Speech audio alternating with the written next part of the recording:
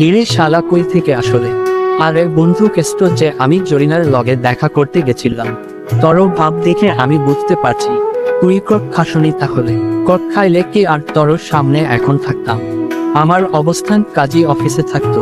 দোস্ত, একটা প্রশ্ন করি। তুই শালা লুচু কি প্রশ্ন করবি? ঠিক আছে কর ভাই। যদি তোর সামনে একটা বাঘ আসে তুই কি করবি? কেন, এটা তো স্বাভাবিকভাবে দৌড় দিব। আর যদি বাঘ তোর সাথে দৌড়ায়? আরে বলো, তাহলে আমি আরো জোরে দৌড়াব। আর যদি বাঘ তোর থেকেও জোরে দৌড়ায় তাহলে আমি গাছে উঠে যাব। আর যদি বাঘও গাছে উঠে যায়? ভাই, এত বুদ্ধিমান বাঘ হলে আমি তার কাছে গিয়ে হাত মিলিয়ে বলবো, তোমার মতো বুদ্ধিমান বাঘের সঙ্গে পালিয়ে লাভ নাই।